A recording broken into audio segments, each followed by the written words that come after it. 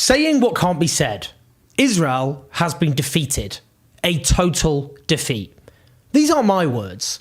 This is the headline of a piece in the Israeli newspaper Haaretz, written by Israeli journalist Chaim Levinson. Now, the subheading is, "The war's aims won't be achieved. The hostages won't be returned through military pressure. Security won't be restored. And Israel's international ostracism won't end." Well, that's basic common sense, isn't it? And the fact that in any way that's controversial shows what a total mess we're currently in. Not just the role of Israel, but also Western elites and indeed much of the Western media. This is a piece of crucial importance because its argument really is at the core of what's actually happening right now, not least, of course, the desperate attempts by the Israeli state to incite a wider war with Iran. It also offers a very interesting insight into Israeli psychology at the moment. Now, this journal starts by saying, "We've lost. Truth must be told. The inability to admit it encapsulates everything you need to know about Israel's individual and mass psychology. There's a clear, sharp, predictable reality that we should begin to fathom, to process, to understand, and to draw conclusions from for the future. It's no fun to admit that we've lost, so we lie to ourselves." Now, he goes on to blame the country being held hostage by the worst leadership in its history, pointing out that every military undertaking is supposed to have a diplomatic exit, with the military action leading to a better diplomatic reality, but Israel has no such diplomatic exit. Now, Benjamin Netanyahu in the piece is clearly chief villain. He's denounced as a scoundrel of a leader with no capacity for leadership or decision-making, though he does note, the journalist, that the Israeli electorate obviously put him in power. It bemoans what could have been a short, powerful, aggressive, it suggests, eminently justified campaign. It goes on to quickly root out Hamas with, well, we'll talk about that, with a coalition of countries then carrying out reconstruction with a new viable alternative to Hamas being created, whatever that actually would mean in practical terms isn't made clear. He goes on to describe what he clearly believes to be mass delusion, that with just a little more time and with a little more effort, the hostages will be released, Hamas will surrender, and Yahya Sinwar, the leader of Hamas, will be killed, summing up the mood as, after all, we're the good guys and good will triumph, throwing in the imminent implosion of the Iranian regime as another example. He believes that there may never be a safe return to the northern border of Israel thanks to Hezbollah in Lebanon, that not all hostages will return either alive or dead, the whereabouts of some will remain unknown. While every Iranian threat will make Israelis tremble, Israel's standing has been dealt a beating, he says, with the world no longer seeing Israel as a strong country, a wise people or powerful army. He even writes that Israel is a shtetl, that is a small town with an air force, and that's on the condition that it's awakened in time. He goes on to predict that an onslaught on Rafah is essentially a mirage or a bluff that will never properly happen despite repeated promises, except maybe a limited excursion past off or something else. We'll see about that, I'm not so sure personally, but a few things here. Now, clearly the Israeli state has suffered a colossal strategic defeat, no question about that. If you had been told 6 months earlier that at this point in April, Israel would still be fighting in Gaza, that it would not have retrieved huge numbers of the hostages who'd been seized, that Hamas had not in any meaningful sense been defeated or even close, you'd have rightly concluded that clearly things were going to go disastrously wrong on the terms set by Israel. Now, firstly, in terms of the hostages, and again, let's be clear, and I've always been clear, that taking hostages is a grave war crime for which there is no defence. Now, the Israeli state has killed more hostages than it's rescued.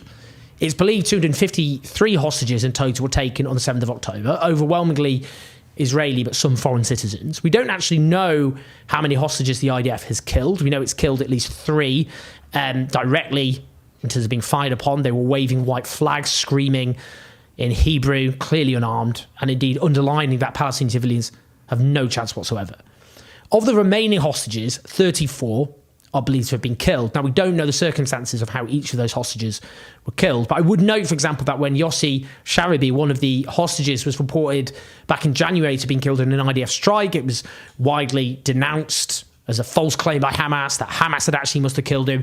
Well, when attention moved on a few weeks later, the IDF stated they'd probably killed him in an airstrike. That's classic Israeli state, by the way. You just muddy the waters, deflect, and then when attention's moved on, the truth comes out, and you hope no one notices. Now, Gaza has been carpet bombed. Tens of thousands of Palestinians are believed to have suffered hideous, violent deaths as a consequence, excluding those killed, for example, because of a lack of the basics of life, because of the Israeli siege, as well as the destruction of the healthcare system.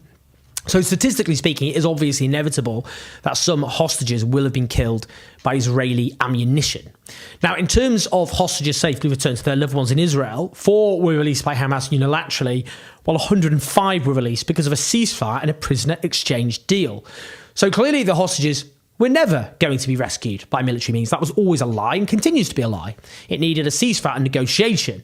And that meant releasing those described by the courageous Israeli journalist who also writes for Haaretz, Gideon Levy, as Israel's own hostages, them being released as well. Huge numbers of Palestinians held without charge, including kids. And before the 7th of October, the charity Save the Children reported the physical and sexual abuse of child detainees by the Israeli military authorities.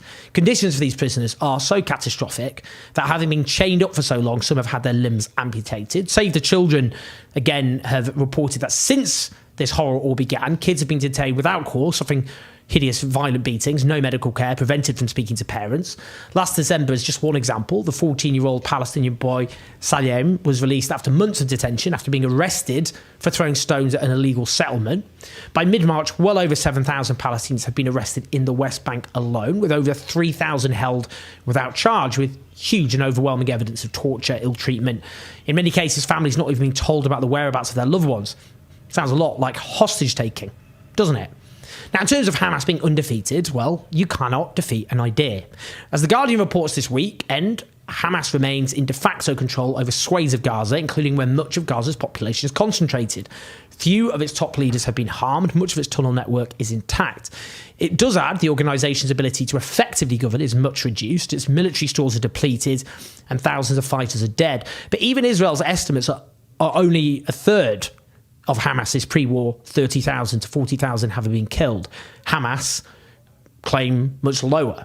We don't know the truth. What we do know is Haaretz, again, debunked Israel's claims of 9,000 Hamas militants being killed since it all began, on the grounds that Israel counted the killing of anyone who crosses an invisible line as being a Hamas terrorist, which they do after the event. That in practice means huge and unknown numbers of civilians. Now, indeed, as The Guardian adds, independent confirmation of either claim is not possible, but many analysts say the emphasis on the kill count revealed a failure among Israeli strategists to understand the nature of the enemy. The very straightforward problem here is you just, again, I keep saying it, you can't kill an idea. The Palestinian people, like any other people on earth, are never going to accept being occupied by a hostile power. It's not going to happen. They'll never accept their land being stolen and settled on, colonised by a hostile power. It's never going to happen. And they're never going to accept being butchered and maimed by a foreign power. It is what it is. Now, the latest polling of Palestinians across Gaza and the West Bank suggests Hamas will win 60% of the vote, compared to 28% for Fatah, which rules in the West Bank presently. Bear in mind, Hamas won 45% of the vote in the last 2006 legislative elections. This is totally predictable. Hamas has obviously been strengthened amongst a population which has suffered a genocidal war. Clearly, they were never going to militarily defeat Hamas. It's just a lie from the beginning. And they're not completely stupid. They surely knew this, which is why you end up in genocidal territory. That's the truth. It's why the Israeli state clearly just wants to rid Gaza of the Palestinian people. And that must, by necessity, mean genocidal behaviour, because people don't want to leave their homes. Now, in terms of killing Hamas militants, as though that's a static number, obviously a number of those who've watched their loved ones being blown apart by Israeli weapons are going to take up arms. They're going to want to fight for the rest of their lives, in some cases. The naivety in this article is the argument there could ever have been some form of military victory, that there was another form of military victory that was possible. What's happened instead is public opinion in the states which Israel depends on has dramatically shifted against it. In the United States, where criticism of Israel, frankly, for a long time is practically regarded as beyond the pale, polling now shows that 55% disapprove of the Israeli military onslaught, with just 36% approving. More Americans than not believe genocide has been committed by Israel. In the UK, a poll 2 months ago found 61% of voters have an unfavourable view of Israel, with 20% having a favourable view. That's the lowest level ever recorded in terms of being favourable for Israel ever. Now, I doubt things have improved since mid-February, do you? This matters because something's got to give. Voters are increasingly going to turn against the unequivocal support their governments have given to Israel. Now, at the same time, it talks about the lack of security for Israel, this article. Well, again, I mean, that won't change.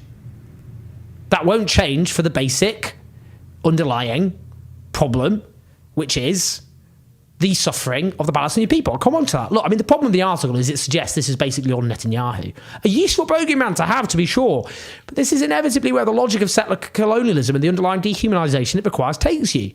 The polling of Jewish Israeli voters, I separate that out because polling of Palestinian citizens of Israel, who make up about a fifth of the population, yields very different results. But that polling shows huge numbers don't think the Israeli military have even gone far enough. And 60% oppose any humanitarian aid to Gaza at all. Can't pin that all on Netanyahu. It'd obviously mean, in practice, I mean, if you end all humanitarian aid, that just means killing everyone with starvation. The article also doesn't engage with the fact there will never be peace until the oppression of the Palestinians ends, the occupation ends, the deprivation of their right to national determination ends.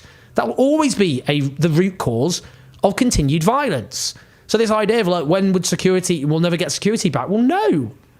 And we do need a lasting peace in which the land is shared on the basis of equality and justice by Palestinians and Israeli citizens.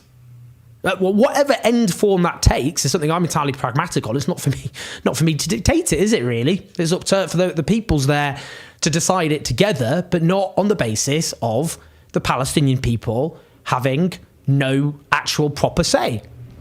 That oppression has to end. And what that form takes, a confederation is one idea. I mean, it could be two states. The danger of two states is you end up basically with Bantustans like you had in South Africa, so-called homelands set up for the black population, which were just hideously, deprived of the ability to exist as obviously, in any reasonable sense, a nation state. A confederation is one way to square the circle, but again, it's not for me. British colonials sitting around drawing up the maps of the world in their living rooms is one of the many reasons when the mess we're in globally. But there will never ever be security without peace. That's the truth. Where I do agree with the article is the Israeli state has suffered a catastrophic defeat, which is why it's manufactured a confrontation with Iran by bombing the consulate in Damascus and setting off a chain of events which threatens a massive regional or indeed global war. So we're all at risk now because of that Israel has brought upon itself. That has to be resisted because the potential consequences are too catastrophic to even contemplate.